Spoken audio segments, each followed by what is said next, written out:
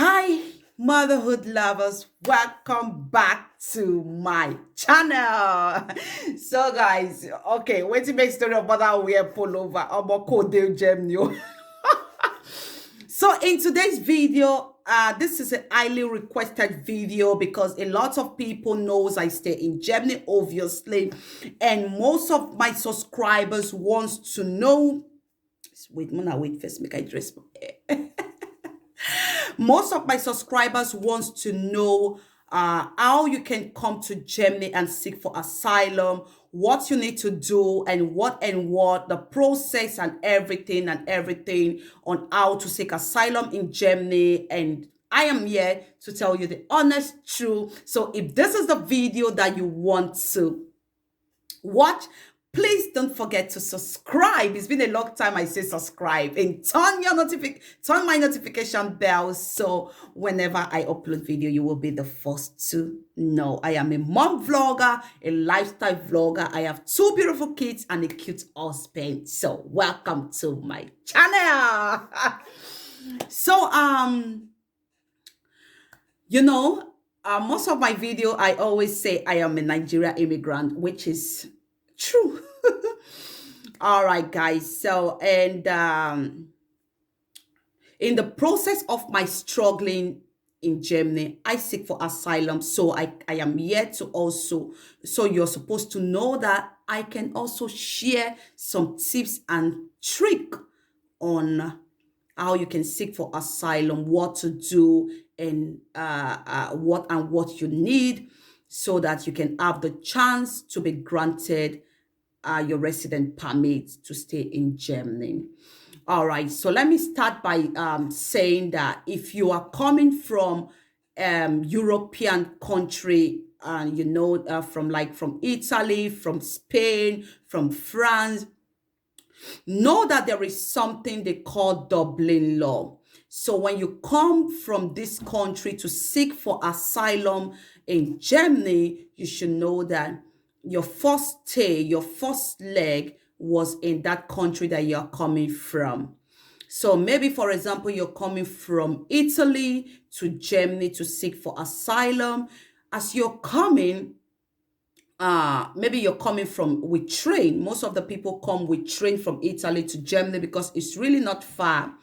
And when you come by train and you reach the border of Germany, the best thing you should do at that time is to go to the police. Yeah, going to the police doesn't mean anything. You don't need to be scared, you don't need to be worried, you don't need to be afraid to go to the police. Just go to the police. Any police you see, just go there. And if you're finding it difficult for you to get to the police, you just go to any black person, whether a man or a woman.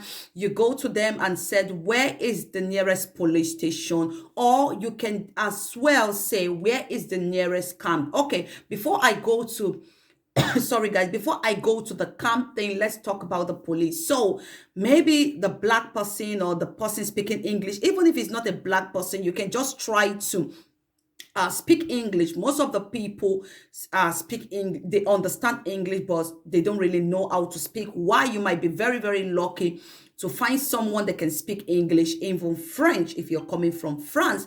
So you just go to anyone and say, oh, I am looking for the police station, and they will direct you. And every border and every train station have a police station. It's really nicht so einfach, not so hard, not so sure. You can easily find it. But if you're finding it difficult because it's a new place, just go ask someone and they will take you there. They will direct you there. So when you get to the police station, don't be too don't panic too much. Just tell them that I am here to seek for asylum, Just tell them that you are here to seek for asylum, you are here to seek for refuge.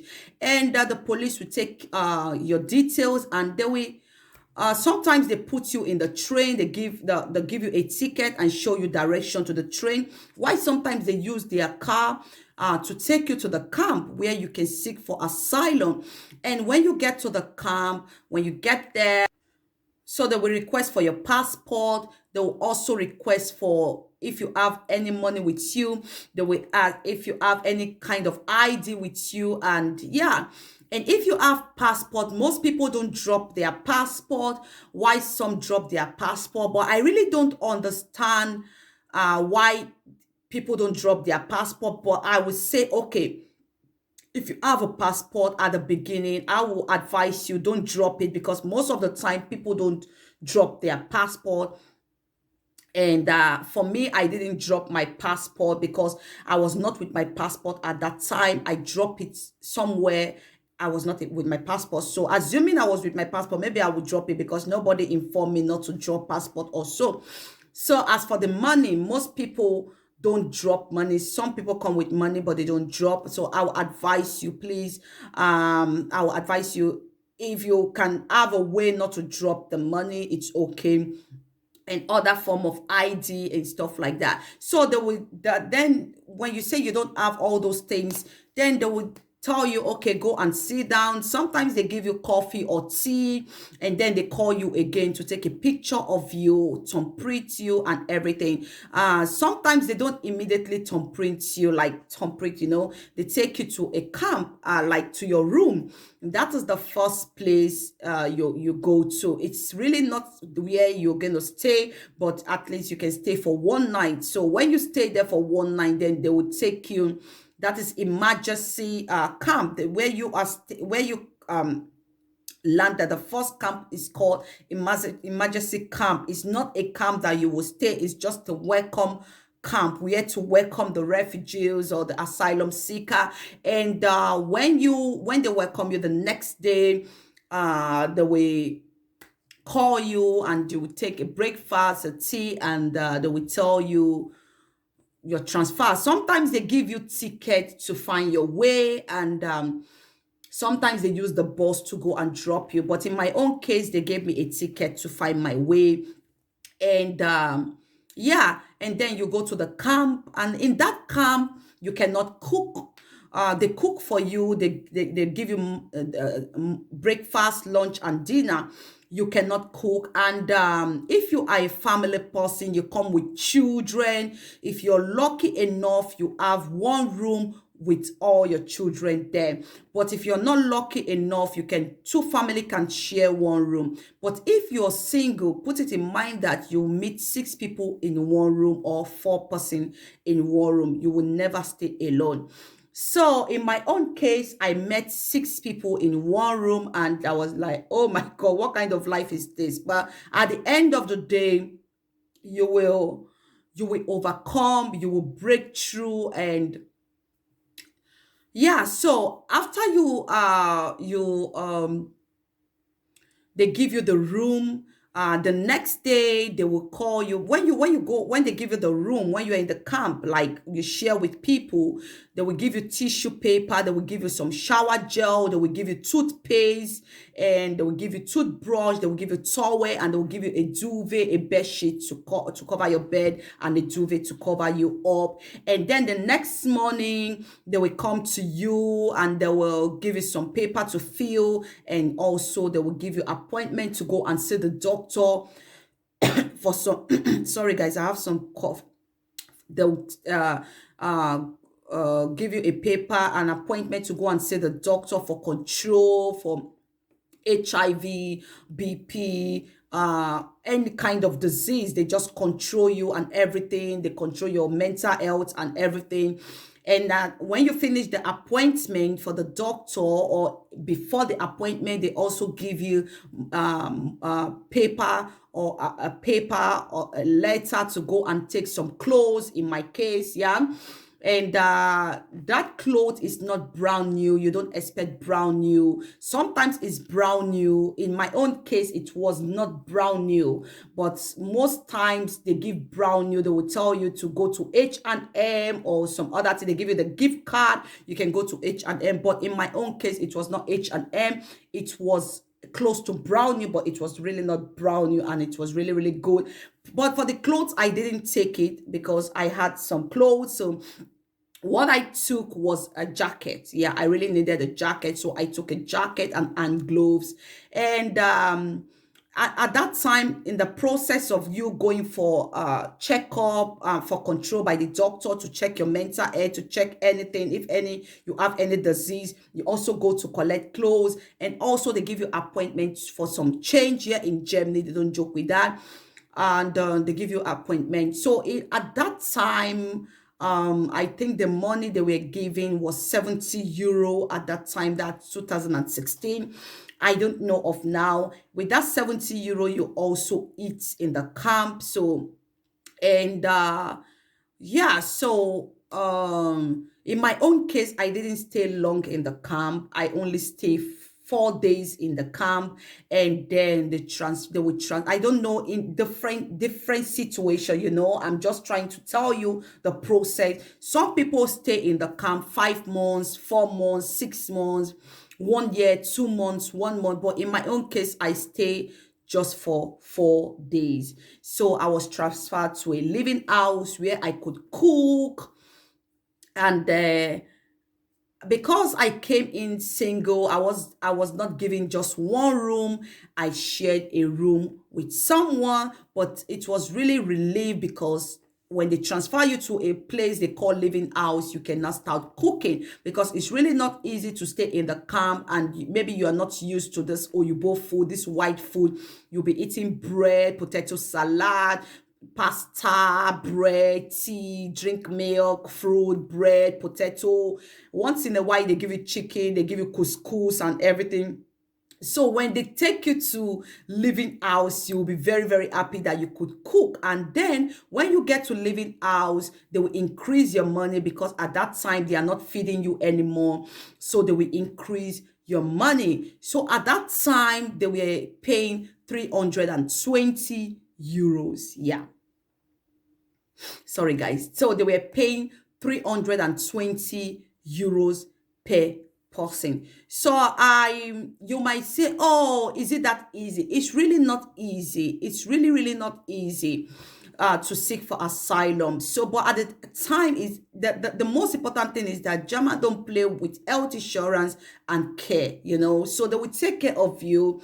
But when you get to, some people got to go for interview from the camp. Some people got to go for interview from the living house. But in my own case, I went for interview. What is interview? When you come to seek for asylum, you must have a story that you want to present to the official, and the reason why you're seeking for asylum. So this is where the whole story come from. Please, if you're coming to seek for asylum, most people make mistake. They change their name, they change their surname, they change the country that they come from. So when you seek for asylum and you change your name, you change your age. Some people reduce their age. You see someone that is 40 years claim to be 29, someone that is 30 claim to be 15 or 16, someone that is 25 claim to be 14, just because if you're underage is a special case, okay?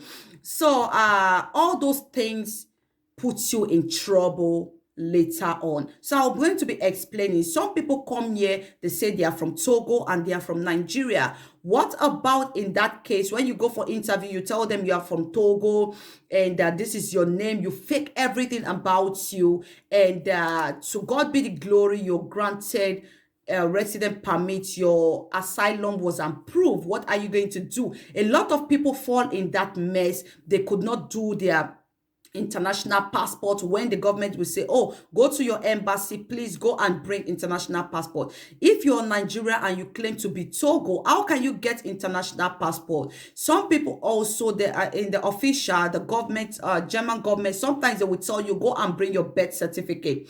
If you reduce your age, how can you get your rebirth certificate? The problem is that a lot of people has made this mistake, and they are just stagnant. They cannot move, they cannot go front, they cannot come back, because they don't know what to do. They have been granted asylum, but they cannot get the passport from their country because they lied about their nationality. Also, birth certificate, a lot of them lie. So I will advise you, if you are coming to seek for asylum, be open to your nationality, be truthful to your nationality and your real age. This is very, very important, because it's going to help you. Okay, if you come here to seek for asylum and you are already 30 and sorry, and you're already 30 or in your late 20s, and then you tell them that you are 70 or 16, and then they take you to be underage. Come on, guys, underage, you have to go to school, they have to treat you like a baby. And you know the reason why you are abroad now is to make money. So the time they will teach you, you have a betrayal, you will start behaving like a baby. Old matured person like you start behaving like a baby, and it's a long process. So again, what about if you come here to lie about your nationality, like I said before, and then they grant you the asylum? How can you get the passport? How can you get your birth certificate from Togo, which you are Nigeria? Or how can you get your passport if you lie that you're Ghana and you're Nigeria? So I will be honest with you, if you're coming to Germany or any other country to seek for asylum, be open with your nationality, your age, and everything. So another thing is that when you come to Germany to seek for asylum, please try to integrate by going to Dutch course, learn their language. This also help. I know it is not a guarantee for you to get a resident permit. Even some people go to school and still get deported, but it can also you can also use it to interact. It's also help to get job, and also help somehow, let me say 10% chance for you to get a resident permit, 10 to 20% chance for you to get a resident permit by integrating and also learning the language. Another thing is don't lie too much. What I mean by don't lie too much, when you go for interview and they ask you why you want to seek for asylum, please don't say story that you cannot defend later in future. A lot of people come here and they will say, oh, I seek for asylum because of human trafficking. Yeah, most people seek for asylum when I seek for asylum for human trafficking. But right now, human trafficking is not existing anymore, because where I come from, it's forgotten. So when you seek for asylum for human trafficking, and right now human trafficking is not existing in their own eyes, which I believe is still existing, but in their own eyes in German system is not existing anymore. So they will automatically say, oh, you are safe right now, you can go back to where you're coming from, or you can go back home. All right, when you come here, some people also lie. Some of the guys, they lie that they are gay, which is not a bad thing if you're gay. But please, if you are not gay, please don't say you are gay. Or if you're lesbian, please don't say if you are not lesbian, please don't say you are lesbian, because it's going to affect you, because that is who you are and who you will remain to be. You cannot change it anymore, because that is the reason why they grant you your asylum, so you automatically become a gay or a lesbian. There is no two ways about it. So another thing is that a lot of people will say political asylum is the fastest way also to get resident permit. But I tell you, like people that come from the north, which is not common, they get from because of Boko Haram, and also people that come from the east because of Biafra and all those things, they get resident permit. Also from Edo State because of human trafficking and everything, a lot of people get resident permit. So when you are coming here, please, if asylum is granting you, like in my own case, I was not granted asylum because I only seek for asylum because I was homeless. So when I seek for asylum and I went for interview, my case was not asylum, because formerly I was married to a German man. I had my 1 year resident permit, but it was expired in this country without my ex never renewed the document for me. So I was helpless and I went to seek for asylum. So when I seek for asylum, asylum was not really for me. It was not for me. I was not supposed to seek for asylum. So they took me out. So I got my resident permit, they call it article 32. I got article 32. So I was not granted asylum. It was a resident permit from article 32. It was, I mean, article 28, 32. I don't know how they call it, but I cannot find my resident permit. So but if they give you an asylum, grant you an asylum, then you can get article 25. Most people get article 25, and most people get a European Union documents. Some people they will tell you to go and bring Nigeria passport or your own country, and they will give you resident permit of contraband, like country band, like you cannot go back home or something. So when you're sharing your story, make sure it's something that you can defend, because every year as an asylum seeker, every time you want to go and renew, you go for you go for interview. So don't forget the story that you said years back. Don't forget the story that you remain on that story and keep saying that story like for a very long time. So another thing is that if you're coming to seek for asylum, I will advise you to, eh, um, I will advise you to be honest. I know it's really, really bad I know sometimes it's not favorable if you're honest. Sorry, I use the language bad, it's not bad. But I will advise you, being honest with them will really, really help and fasten everything. Because if they say they don't want you cannot be granted. It is better they give you a negative and say, so that you will know the step to go. But if you lie, if you are not honest, it's going to affect you. You will just be there. And in this country, like I know, if they give you negative, the first negative, then you go for appeal, that's rejection. Then you will go for appeal. If you go for appeal, they reject you the second time, my dear, I will advise you to go another place or change country. It is very hard. The only thing that can save you a little bit, which is not guarantee, they still do it, they still deport with children, is maybe you get pregnant, they will keep you here and there's, but the honest truth is that most of the time, I told you, political asylum, human trafficking, um, life threatening also can guarantee for them to grant you a asylum, because asylum seeking is when you are being threatened. So that category fall into political and human trafficking. So, but when it comes to economy, which a bad economy, which hunger, like hunger, poverty, it doesn't work here in Germany. That is why most of the time Nigeria they don't really grant Nigerians asylum.